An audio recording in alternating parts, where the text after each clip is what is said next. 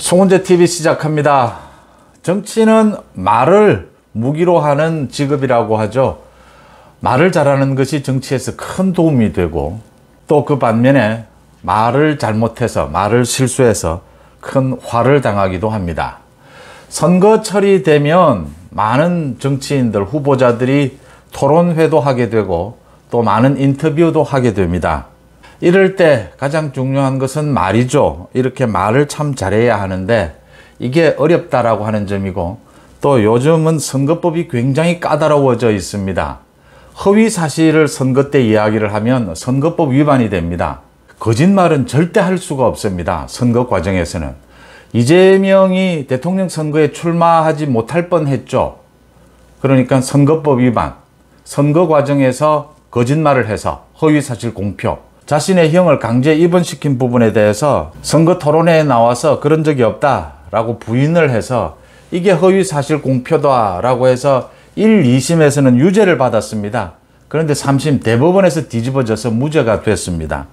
이 과정에서 대법원 판사가 대장동에 개입되어 있는 것도 드러났고, 쌍방울이 변호사비를 대납한 것이 아니냐라는 의혹들이 드러나게 됩니다.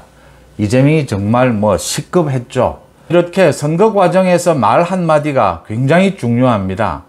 그러니까 토론회를 보시면 상대편이 계속 거짓말을 하도록 계속 질문을 던집니다. 그런데 거짓말을 할 수가 없습니다. 거짓말을 하면 나중에 100만 원 이상의 벌금만 받게 되면 당선이 돼도 당선이 무효가 됩니다. 또 당선되지 못하더라도 국가로부터 요즘은 선거를 하고 난 뒤에는 보전금을 받지 않습니까? 10% 득표를 하면 절반을 돌려받고 15%를 득표를 하면 전액을 모두를 돌려받습니다. 선거에 들어간 비용 모두를 돌려받게 되는데 이런 것들이 모두 무산이 됩니다. 그래서 선거 토론회가 들어가면 굉장히 말을 조심하게 되고, 또는 상대편이 거짓말을 하도록 굉장히 유도하는 이런 일들이 벌어집니다. 또 정치인이 어떤 혐의를 받고 있을 때, 어떤 의혹을 받을 때도 굉장히 조심을 합니다. 말도 조심하고 명예훼손으로 상대방을 고소하는 일은 잘 하지를 않습니다. 그러니까 이준석의 경우에 성상납 의혹이 불거졌을 때 강용석 변호사가 있는 그 유튜브 방송에서 그 부분을 거론을 했을 때 많은 기자들이 묻게 되는 겁니다. 결백하냐? 성상납 받은 적이 없느냐? 없다면 강용석 변호사를 왜 명예훼손으로 고소하지 않느냐? 라고 언론 인터뷰를 통해서나 많은 질문이 이어지게 되는 겁니다. 그러니까 간단하게 생각하면 성상납 의혹을 받게 되면 그 성상납 의혹을 제기한 강용석 변호사였죠. 강용석 변호사를 명예훼손으로 고소하지 않으면 자기가 그걸 인정하는 꼴이 되는 그런 셈입니다. 그래서 이준석도 명예훼손으로 고소를 했습니다. 그런데 이게 나중에 잘못되면 무고죄가 된다라고 하는 점입니다. 성상납이 없었다면 문제가 없겠지만, 성상납이 만약 있었다면 이건 또 무고죄로도 걸린다라고 하는 부분입니다. 이렇게 언제나 말이 문제가 된다. 말이 문제가 되기 때문에 상대편에서는 거짓말을 하도록 자꾸 유도하게 되고, 또 상대편에서는 명예훼손, 고소를 하지 않느냐, 명예훼손으로 고소를 하지 않는 것은 그 혐의를 인정하는 것이 아니냐, 이렇게 공격을 하게 되는 셈입니다.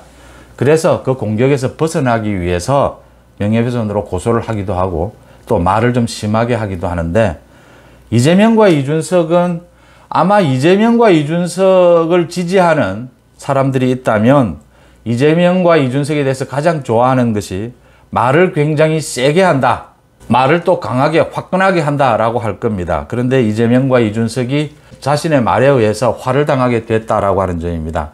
일반적인 정치인들, 노련한 정치인들은 이런 문제가 있기 때문에 선거 과정에서 토론회에서 굉장히 말을 조심합니다. 인터뷰 하나도. 상대편이 계속 이렇게 트집을 잡아와도 두루뭉술하게 가능하면 이야기합니다. 자신이 어려운 상황에 처해질 가능성이 있는 부분에 대해서는 굉장히 말을 두루뭉술하게 하면서도 좀 답답하죠. 그러면 자신의 지지층에 어필할 수는 없죠. 그렇지만 굉장히 조심을 합니다. 또 자신에 대해서 성상납 의혹이나 이런 부분들이 있더라도 그게 정말 혐의가 전혀 없는 것이라도 명예훼손으로 맞고소를 하지는 않습니다. 명예훼손으로 맞고소를 하게 되면 이게 나중에 무고죄가 될 수도 있고, 또 정치적으로도 어떻게 해결책이 없어집니다. 법정에 가서 가려지는 문제가 되어버립니다. 성상납을 했느냐 아니면 명예훼손이냐 완전히 이렇게 법정으로 옮겨가 버리게 되는 것입니다. 정치적으로 해결할 방법이 없어진다라고 하는 것입니다.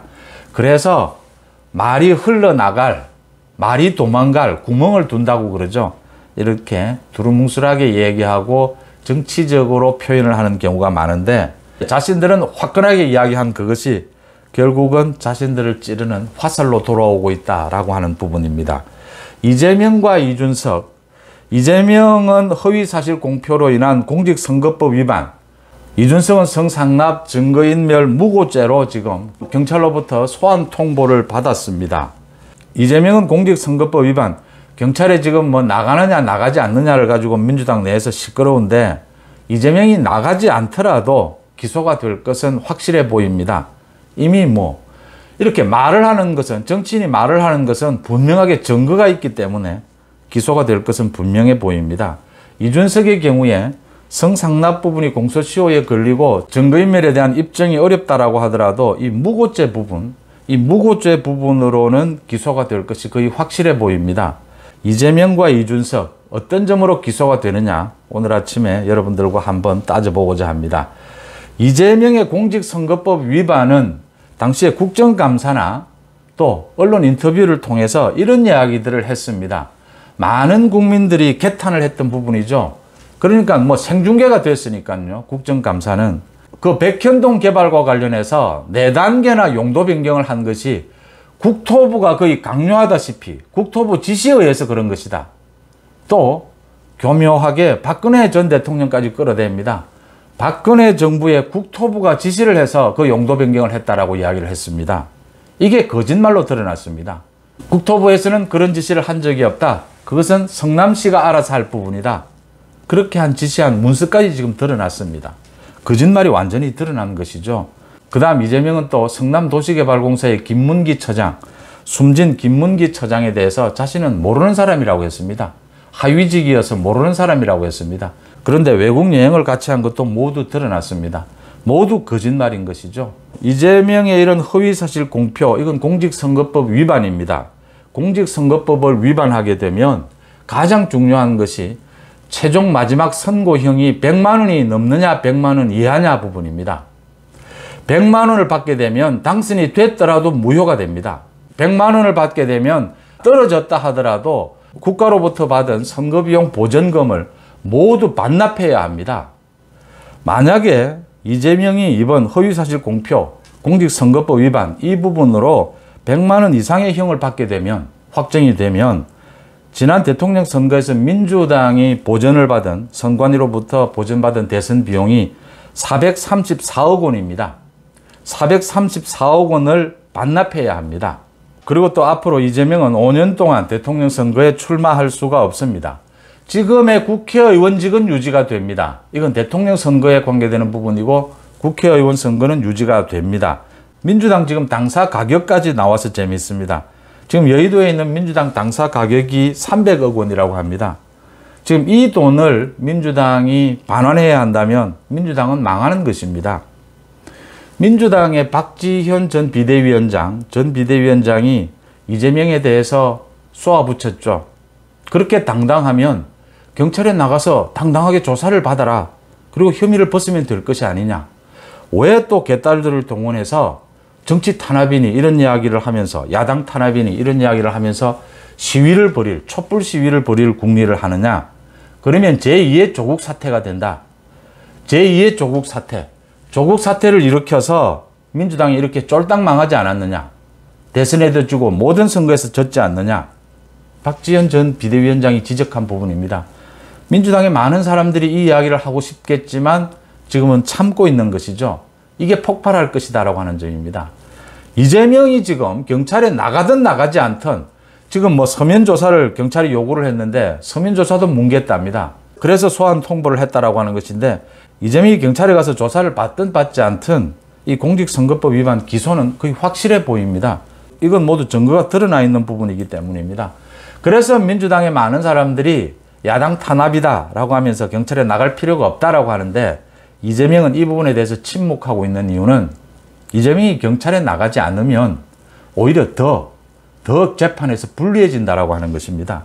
이재명은 이 부분을 잘 알고 있는 것이죠. 자신이 지난 5년 동안 이 허위사실 공표, 선거법 위반 이걸로 고생을 해왔지 않습니까? 많은 고생을 했기 때문에 이 사실을 알고 있는 겁니다. 그러니까 벌금을 80만 원을 받으면 살 수가 있습니다. 그런데 100만 원을 받으면 죽습니다. 434억 원도 토해내야 합니다. 재판에서 앞으로 이재명이 만약에 경찰에 조사를 받으러 나가지 않는다면 80만 원 될 것이 120만 원 될 수도 있다라고 하는 부분입니다. 이게 정말 위험한 행동이다라고 하는 것이죠. 그래서 지금 민주당에서 야당 탄압이다라고 하면서 이렇게 이재명들어 경찰 조사를 받을 필요도 없다.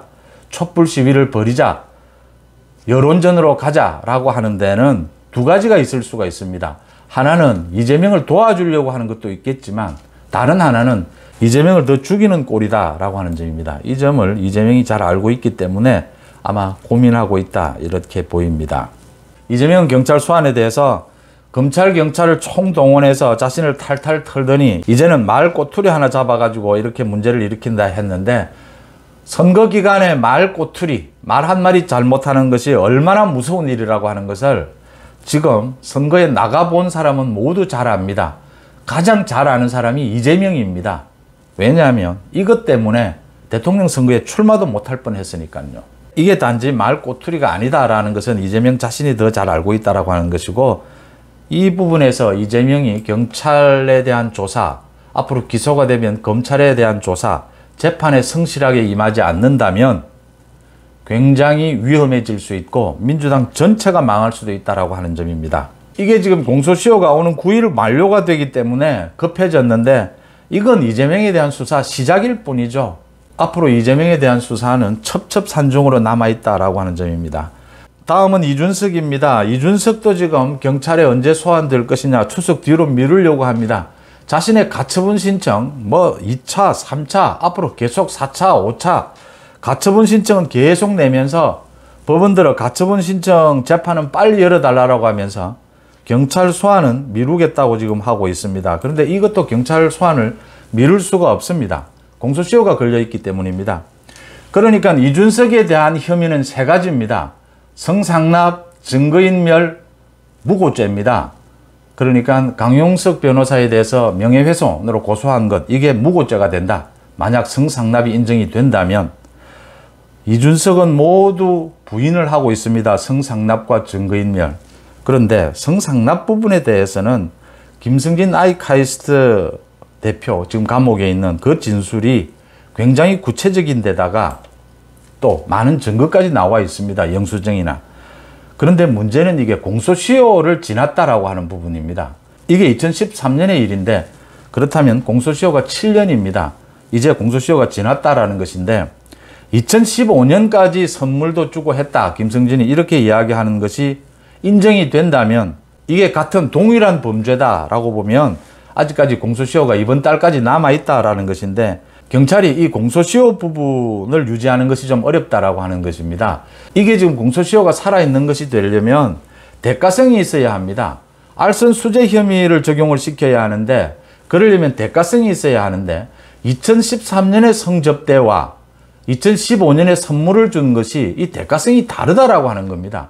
이렇게 대가성이 없다라는 부분이 되면서 공소시효가 중단이 됐다라는 쪽에 무게가 실리는 부분입니다. 그래서 이준석이 지금 증거인멸 부분에 대해서는 적극 부인을 하고 있습니다. 자신의 측근인 김철근이 자기도 모르게 한 일이다. 7억 원 투자 각서를 써준 것도 자기가 모르게 한 일이다. 김철근이 다 덮어 쓰는 것으로 이렇게 하고 있습니다. 그래서 지금 경찰이 전체를 들여다보고는 있지만 성상납 부분은 공소시효 때문에 기소하기가 쉽지 않다. 증거인멸은 이준석이 개입했다라고 하는 그 확실한 증거를 찾기가 쉽지 않다.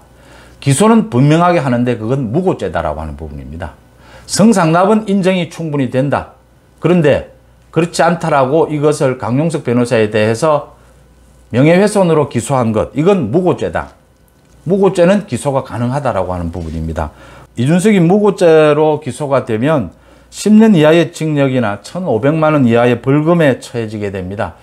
여기에서 나오는 강용석이가 내나 2010년에 아나운서 비하 발언을 해서 그걸 보도한 기자를 무고한 혐의, 명예훼손 혐의로 고소를 했었습니다. 그래서 강용석이가 1, 2심에서 징역형까지 받았습니다. 대법원에서 벌금 1,500만 원 확정이 됐지만 강용석이가 고생한 그 부분입니다. 강용석이가 이 부분을 잘 알고 있기 때문에 이준석에 대해서 명예훼손으로 고소를 하자, 그러면 무고에 걸릴 수 있다라고 계속 주장을 해왔던 겁니다. 그 무고죄로 기소가 될 가능성이 매우 높다. 그러면 이준석의 경우에는 뭐 당에서 쫓겨나는 것은 당연한 것이고 다음 총선에도 출마할 수가 없다. 정치 생명은 거의 끝나는 것이다 라고 하는 부분들입니다. 이재명과 이준석이 기소가 확실하다. 어떤 것으로, 어떤 혐의로 기소가 될 것이냐. 기소가 되고 난 다음에 자신들은 어떤 책임을 지게 될 것이냐. 이재명의 경우에는 이재명 자신뿐 아니라 민주당 자체가 망할 수도 있다. 434억 원이라고 하는 돈을 토해내야 할지도 모른다. 이준석의 경우에는 정치 생명이 거의 완전히 끝날 것이다 라고 하는 점입니다. 정치가 참 어려운 것이 말을 참 잘하면 정치인으로 성공할 수 있는 가능성이 매우 커집니다. 그런 반면에 그 말로 망할 수 있는 가능성도 또 같이 커진다라고 하는 점입니다. 송은재TV 마칩니다. 고맙습니다.